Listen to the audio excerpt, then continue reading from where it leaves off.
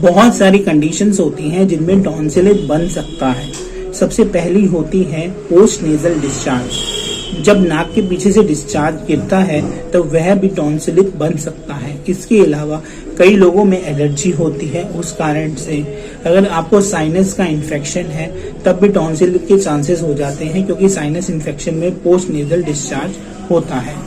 इसके साथ साथ और कंडीशन जैसे auto immune disorder, environmental toxins और इसके साथ साथ स्मोकिंग और जेनेटिकली भी कईयों के क्रिप्ट्स बड़े बड़े होते हैं तो टॉन्सिलिट की पॉसिबिलिटी हो जाती है।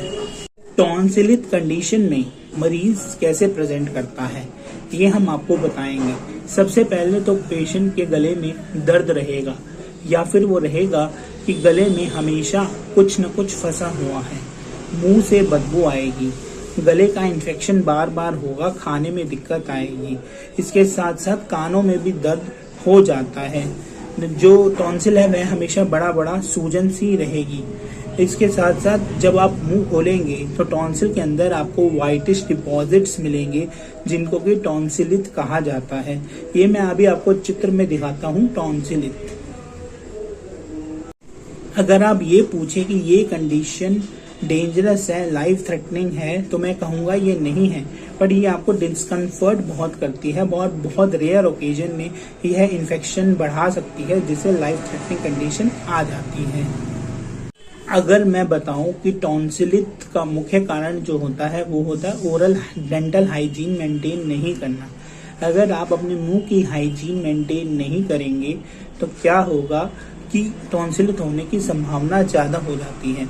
इसी के साथ साथ इससे खाने में दिक्कत और सांस में बदबू भी आती है। अब मैं आपको बताऊंगा कि इस स्थिति में क्या इलाज करना है, क्या मैनेजमेंट करनी है।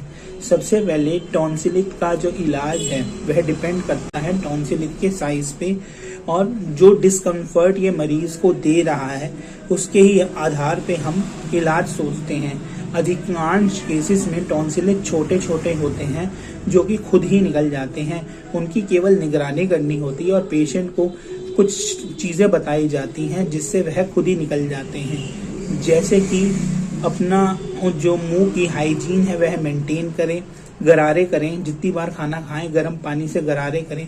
तो इन गरारे करने से जो टॉन्सिल के अंदर सामान अटका होता है वह खुद ही निकल जाता है। गरारे आप नमक से कर सकते हैं, बीटाडीन से कर सकते हैं, तो उस गरारे के प्रेशर से टॉन्सिल में जो भी सामान होगा वह निकल जाएगा। इसके अलावा अगर आपने बीटाडीन या सलाइन के गरारे कर लिए हों उससे भी चीज सॉल्व नहीं होती तो कुछ टॉन्सिल इरिगेटर आते हैं, उनका भी इस्तेमाल किया जा सकता है।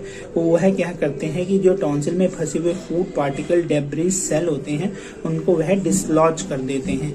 इसके अलावा आप अपनी उंगली से और कॉटन बड से भी निकालने की कोशिश कर सकते हैं, पर मैं पेशेंट्स को यह सलाह नहीं देता, क्योंकि इस स्थिति में क्या होता है कि आप ट्रॉमा कर लेते हैं तो जो प्रॉब्लम आप सॉल्व करने जा रहे हैं उससे भी ज्यादा बड़ी प्रॉब्लम कर देते हैं। तो ये बेटर है कि आप जो है ये डॉक्टर या ईएनटी स्पेशलिस्ट पर ही रहने दें।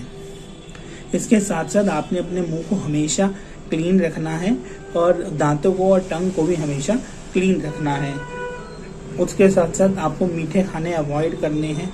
जितनी बार खाना खाएं उसके बाद आपको कुल्ला करना है, गार्गल करना है। अगर इसके बाद भी रेजोल्यूशन नहीं होता तो आप डॉक्टर को दिखाएं।